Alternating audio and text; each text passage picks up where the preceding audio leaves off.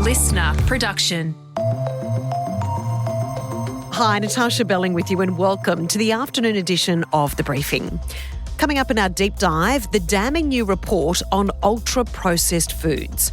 Almost half of what Australians now eat is ultra-processed.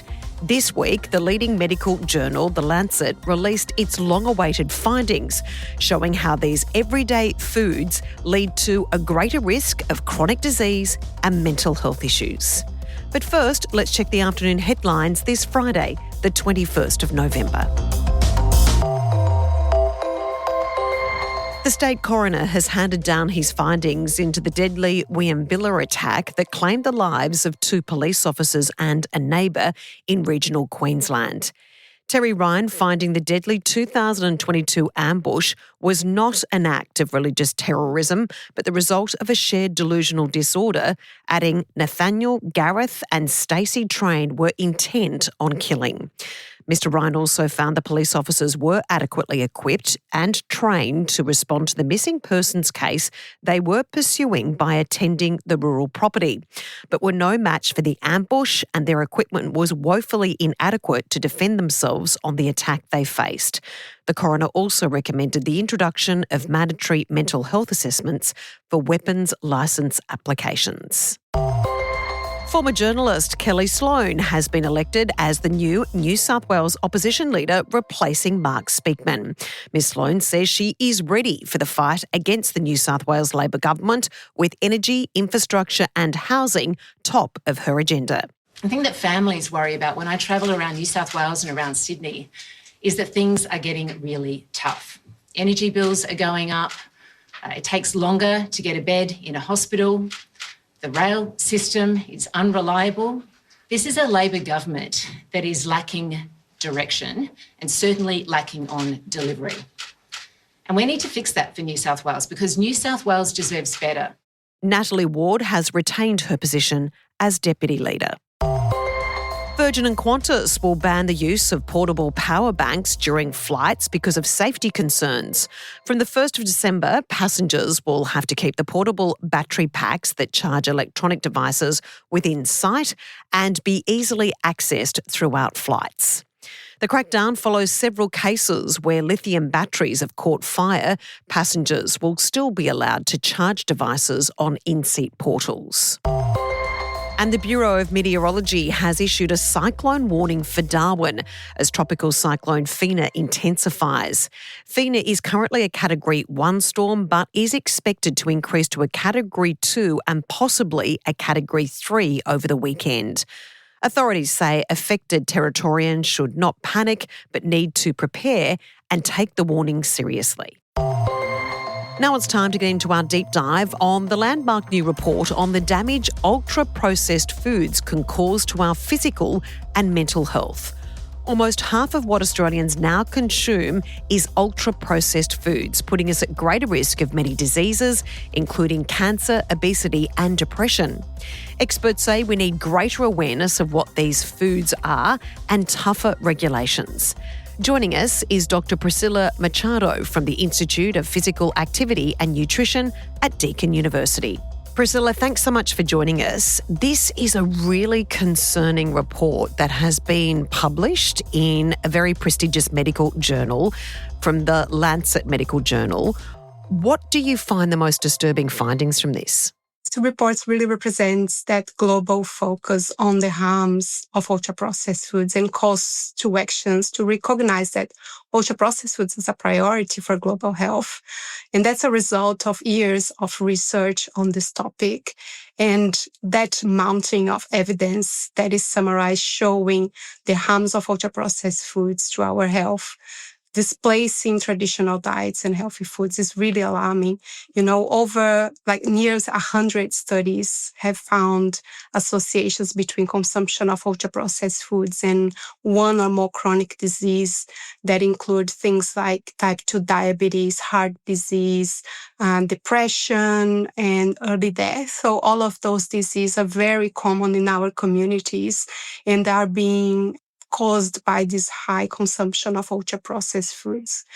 Other key findings, I think, is the role of corporations in driving that rise in the consumption of ultra-processed foods.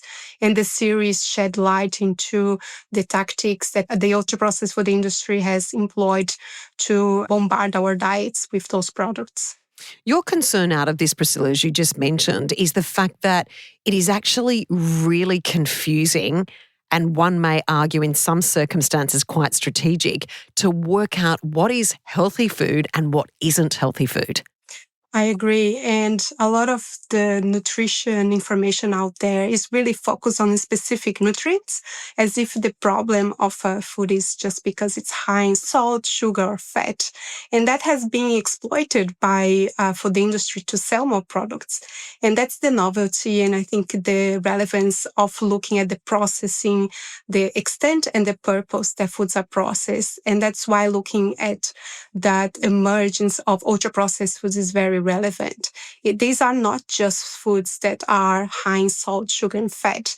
They are not as what people would think as common junk foods. The actual processing techniques and ingredients used in the manufacture of these products is quite sophisticated, and now you see in the market products such as protein bars, flavored yogurts, ready meals that are ultra processed and people may not realize, especially because these products often have a lot of health claims in the front of their package or marketing associated to it to promote these foods as healthy. So in regards to breaking that down, Priscila, can you give us a definition of what is the difference between processed and ultra-processed foods? Yeah, that's a great question. So basically, almost everything we eat nowadays is processed in some way. So it's not very helpful to say that processed food is bad. And that's why making that distinction of ultra-processed foods and other foods that are processed using different techniques is very important. So ultra-processed foods are packaged products. They are branded and they are made with ingredients that you wouldn't find in a home pantry. So, for instance, common ingredients in ultra-processed foods include protein isolates, emulsifiers, colors, thickeners, all of those additives that give the sensory properties of a food. So give the texture, give a nice mouthfeel, gives the color and the taste. Because ultra-processed foods, they are made with substance. They don't have whole foods in them.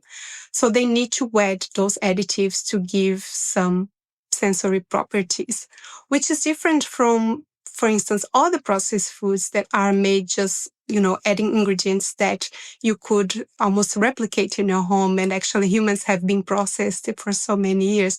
Like when you think about canned legumes or, tomato pasta sauce that is just tomato, salt, and oil. This is like processed foods. Or a corn cob is it's a minimally processed food. The canned corn is a processed food. But then the corn chips, it is an example of an ultra-processed food. Priscila, when you look at the list of these ultra-processed foods, it's quite astonishing that in some circumstances, it's the so-called healthy foods that are actually ultra-processed. For example, a lot of vegan meat, a lot of plant milks, muesli bars and protein balls, and also those ready-to-eat meals, which are very common right now, especially with all the marketing around protein-rich ready meals. This is very concerning because ultra-processed foods are designed to replace healthy foods. So for each version of, real food, there is a version of ultra-processed foods. And now we are seeing that explosion in the market with people looking for more plant-based alternatives. Now the development of those ultra-processed foods targeting people who are concerned with both health and the environmental sustainability or animal welfare being targeted. So when you look at the package of these products, you see health claims like this product is high in vitamins and minerals, etc. But also now there is an increase in greenwashing, which is giving information that to look in a way that a product will look more sustainable than actually is. So it's really increasing now the use of claims such as this food is low in carbon footprint or comes from sustainable sources. And that's really unregulated at the moment. Priscila, in regards to the damage these ultra-processed foods are causing us, there is growing evidence or links that it not only is very damaging to our overall health, but also our mental health. Explain that for us. Yeah, so there is now very robust evidence showing the impacts of ultra-processed foods in a range of chronic diseases. These are studies that come from where people are followed through a long period of time, which provides great evidence. And one of the outcomes that has been found to be linked with ultra-processed food consumption is mental health illness, including depression. And we don't know yet what are the exact mechanisms that explain how this is happening. But one of the potential explanations is that ultra-processed foods, they increase inflammation in the body, they disrupt and damage our gut microbiota, and that affects, how important hormones are produced in our body. So it's definitely an area that is being more research that is needed to explain why is that. But the evidence is there and it's growing. Australia also has really concerning rates of bowel cancer in young people. I think we lead the world now, concerningly so, of the amount of people under the age of 50 getting bowel cancer. Could ultra-processed food also be concerningly linked or increase your likelihood of developing bowel cancer? Yeah, that's a great point. Recent studies from the US have found association between ultra-processed food consumption and bowel cancer. This evidence is mostly for men in the US, but they have found among women as well under the age of 50 years old in terms of having precursors of the cancer, so having more polyps, which is not having the cancer per se, but is a step before it. And it's already concerning to see this evidence coming from. It is still one of the disease that we don't have very strong evidence that ultra-processed foods it is associated. But from the evidence that is emerging just in 2 weeks or 1 week ago, it was published this paper from the US, really showing that association with these increased in lesions and polyps in the bowel. So, Priscila, we know how dangerous ultra-processed foods are for not only their links to chronic disease, but also mental health issues and battles. What needs to be done to turn this around? Yeah, so the drivers of ultra-processed foods are really the dominance of the ultra-processed food corporation in our food system. They influence policy making, they influence the nutrition science, and they market the products and they shape narratives and the conversation out there. There's a lot of influence as well from those industry front groups.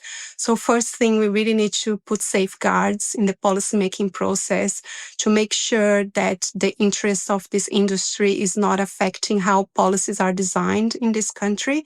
And so with the aim to put health, before the profit. And we really need strong policies that regulate those ultra-processed foods and promote unprocessed and minimally processed foods. And we have great examples from Latin American countries which are leading the way in this front, and that includes novel warning labels in products like ultra-processed foods. When they carry those warning labels, they cannot have cartoon characters in front of the package, so really helping with avoiding that direct marketing to children. Those products shouldn't be sold in schools and in public institutions. And also we need to think about how the production and agriculture subsidies and how it is organized in the country, so then it's not aimed to produce commodity ingredients, which are the base of ultra-processed foods like corn and wheat and soy, but should be then redirected for the production of unprocessed and minimally processed foods, which should be the basis of our diets. So we definitely need stronger policies, and for that we need public support. And that's why it's so important for people to be aware that that's a major issue. And at the same time, as individuals, as in our communities, whenever possible, choose unprocessed and minimally processed foods over ultra-processed foods. It's such an important conversation, and thanks so much for joining us, Priscila. Thank you very much. Pleasure. That was Dr. Priscila Machado from Deakin University. And that's it for this episode of the afternoon edition of The Briefing.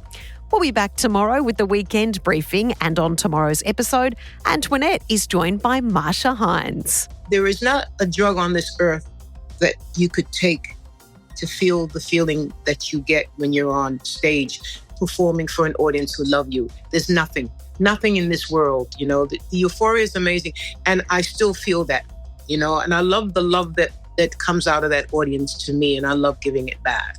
And we'd love you to subscribe or follow us on Instagram at The Briefing Podcast. I'm Natarsha Belling. See you next time.